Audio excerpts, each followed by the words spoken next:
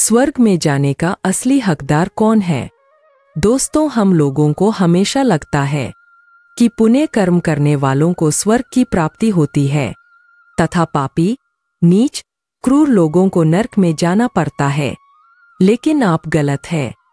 इस कथा के माध्यम से हम आपको बताएंगे कि स्वर्ग में जाने का असली हकदार कौन है और वह कौन से कर्म है जिससे आपके सारे कष्ट और पाप समाप्त हो जाते हैं। तो आइए दोस्तों, जानते हैं इस पवित्र कथा के माध्यम से। दोस्तों, एक बार धरती लोक पर 4 व्यक्तियों की मृत्यु एक ही साथ हुई थी। वे सभी लोग विचारों में अलग अलग और अलग अलग प्रदेश के रहने वाले थे। केवल संयोग से ही उन चारों का अंत एक ही समय पर हो गया था।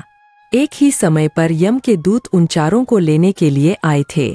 मरने वालों में एक तो किसी प्रदेश का राजा था, दूसरा बड़ा धनी व्यापारी था, तीसरा एक पूजा पाठ करने वाला पंडित था और चौथा गरीब मजदूर था जो दिन भर मेहनत करके अपने परिवार का पालन पोषण करता था। चारों की आत्माओं को लेकर यमदूत मृत्यु के देवता धर्मराज की सभा में आकाश मार्ग से लेकर जा रहे थे। जब यमराज के दूत उन चारों आत्माओं को लेकर यमराज की सभा में पहुंचे तो उनके सम्मुख जाकर खड़े हो गए। वे चारों सोच रहे थे कि कौन स्वर्ग में जाएगा और कौन नरक में जाएगा।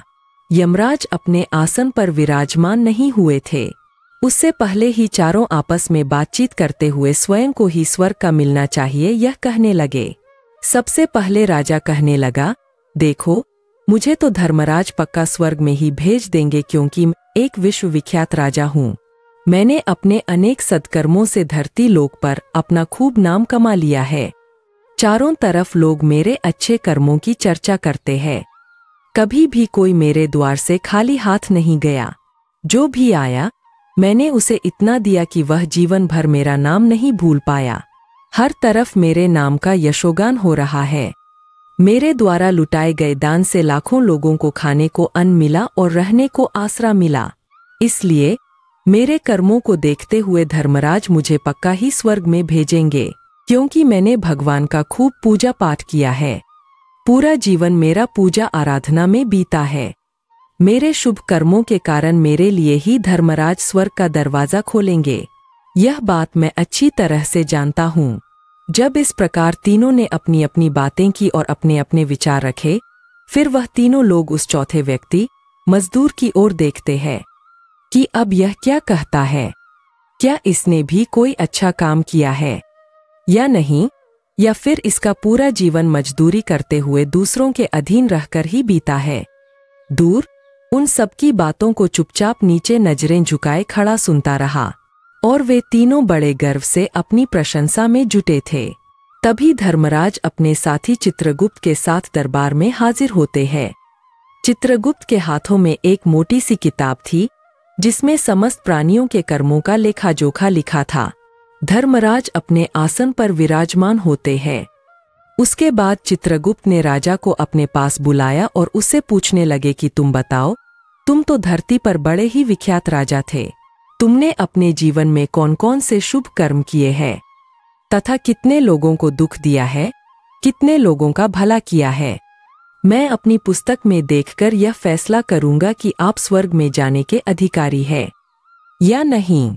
तब बड़े गर्व के साथ राजा अपने कर्मों को बताता है, हे भगवान, मैं एक बहुत बड़े राज्य का स्वामी था। मेरा राज्य बड़ा ही समृद्ध और खुशहाल था। मेरे राज्य में दीनहीन, गरीब लोग बहुत ही कम थे। सब मेरी छत्रछाया में बड़े आनंद के साथ जीवन यापन कर रहे थे।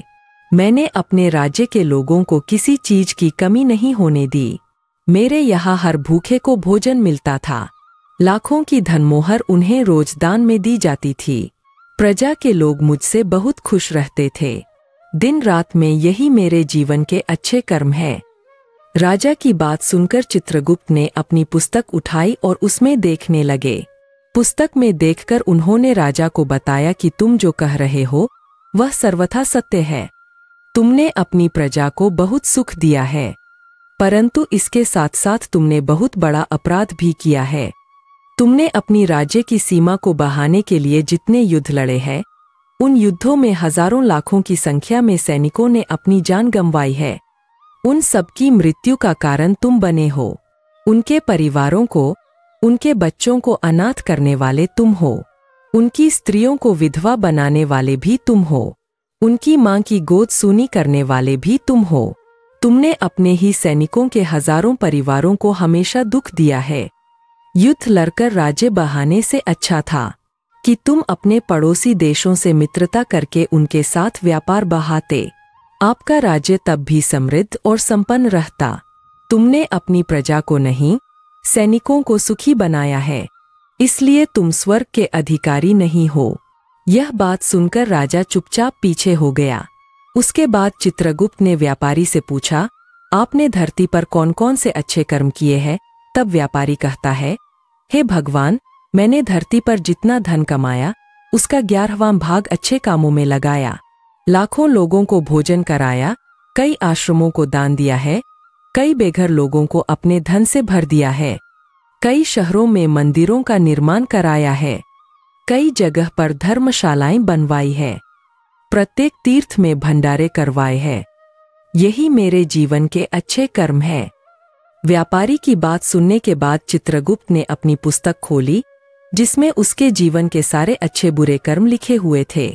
चित्रगुप्त ने बताया, देखो, तुम जो कहते हो वह सत्य है। तुमने धरती पर खूब दान धर्म किया है, पर तुम्हारा पाप यह है कि तुमने धरती पर जो दान धर्म किया है वह तुमने उस पैसे से किया है जिसको कमाने के लिए तुमने बहुत झूठ बोला है। तुमने बहुत ठगी की है, कई चीजों में मिलावट करके बेचा है, नकली चीजों को असली के दाम में बेचा है, कितने व्यापारियों को रास्ते से हटाया है। तुम्हारे इन कर्मों से अनजाने में कितने लोग बीमार होकर मर गए हैं, कितनों ने आत्महत्या कर ली, कितनों की मेहनत का पैसा तुम्हारे पास चला आया। उन सब लोगों की बद्दुआ तुम्हारे साथ है। तुमने जो कुछ भी अच्छा काम किया है वह कर्म शून्य हो गया है, इसलिए तुम्हारे पास भी तुम्हारा कोई शुभ कर्म नहीं है। तुम स्वर्ग में जाने के अधिकारी नहीं हो। चित्रगुप्त की बात सुनकर व्यापारी भी बड़ा उदास होकर पीछे हो गया। उसके बाद पंडित जी को आगे बुलाया और पूछने लगे, तुमने अपने जीवन में कौन से अच्छे कर्म किए हैं? तब पंडित जी कहते हैं, हे भगवान, मेरा पुण्य यह है कि मैंने हजारों लोगों को ज्ञान दिया है, हजारों यज्ञों के अनुष्ठान को संपन्न कराया है, हजारों के घरों में पूजा पाठ कराया है, दिन रात मैंने ईश्वर का जप तप किया है, हजारों कन्याओं का विवाह कराया है, लाखों पिंडदान श्राद्ध कराए हैं, अनगिनत लोगों को मार्गदर्शन किया है। इससे ज्यादा शुभ कर्म और क्या हो सकता है? तब चित्रगुप्त अपनी पुस्तक में देखकर बताते हैं, हे पंडित महाराज, आपका कहना सत्य है। आपने वास्तव में हजारों लोगों को ज्ञान दिया है, लेकिन उस ज्ञान पर स्वयं कभी अमल नहीं किया। आपने सैकड़ों यज्ञ, पूजा, अनुष्ठान कराए, पर उसको निस्वार्थ भाव से किया गया कोई कर्म नहीं था। तुम हमेशा से धन के लालची रहे हो, इसलिए तुम स्वर्ग में जाने के अधिकारी नहीं हो। अब तो उदास होते हुए पंडित जी भी पीछे। अब बचा केवल मजदूर। वह मजदूर यह सब देखकर बड़ा हैरान था कि अब तक वह जिनको इतना महान समझ रहा था उनमें से कोई भी स्वर्ग का अधिकारी नहीं रहा। तो मैं कैसे स्वर्ग में जा सकता हूँ? मुझे तो स्वर्ग की कल्पना भी नहीं करनी चाहिए, क्योंकि मैं तो कभी पूजा पाठ, जप तप या दान करने के लायक भी नहीं था। तो शुभ कर्म कहाँ से करता? तो मेहनत मजदूरी करके सारे जीवन अपने परिवार का भरण पोषण करता रहा। वह मजदूर यह सब बातें सोच ही रहा था। इतने में ही चित्रगुप्त ने उसे भी आवाज लगा दी और उससे पूछा, किंतु वह मजदूर तो पहले से ही कहने लगा, भगवान, मैंने धरती पर एक गरीब के घर में जन्म लिया था। दान, हवन, पूजा पाठ करने के मैं लायक ही नहीं था, तो मैं शुभ कर्म कहाँ से करता? तो अपने परिवार का पालन पोषण बड़ी मुश्किल से कर लेता था। मैं जानता हूँ भगवान कि मैं स्वर्ग में जाने का अधिकारी नहीं हूँ। मैंने धरती पर भी नर्क भोगा है और आगे भी नर्क में ही जाने की हैसियत है। किंतु हे प्रभु, यहाँ पर भी मेरी एक इच्छा है। मैं स्वर्ग में तो नहीं जा पाऊंगा, लेकिन मैं एक बार स्वर्ग को अपनी आंखों से झपका कर देखना चाहता हूँ। इससे अधिक मेरी कोई इच्छा नहीं है, क्योंकि मैंने ऐसा कोई कर्म नहीं किया है जो कुछ देर के लिए ही मुझे स्वर्ग में पहुंचा दे। मजदूरी के बाद लोगों की सेवा के लिए मेरे पास समय नहीं बच पाता था। बचा हुआ समय मैं अपने बूढ़े माँ बाप की सेवा में लगा देता था। उनके लिए उन्हें खिलाता पिलाता, उनके वस्त्र बदलता, यही मेरी दिनचर्या थी। मुझे तो मंदिर में जाने का भी अवसर नहीं मिलता था। मजदूर की बात सुनकर चित्रगुप्त ने अपनी पुस्तक में देखकर पूछा, हे मानव, तुम ध्यान से सोचकर बताओ कि तुमने कभी तो कोई शुभ कर्म किया होगा। तब मजदूर अपने पूरे जीवन के घटनाक्रम को याद करता है। तब उसे याद आता है कि एक बार उसे बहुत तेज भूख लगी थी। वह रोटी खाने के लिए बैठा ही था कि इतने में वहां एक बहुत ही कमजोर, बीमार कुत्ता टहलता हुआ आ गया, जो ठीक से चल भी नहीं पाता था।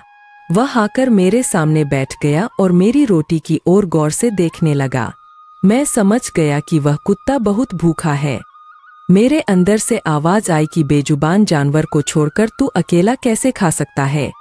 मैंने वह रोटी स्वयं न खाकर उस कुत्ते को खिला दी।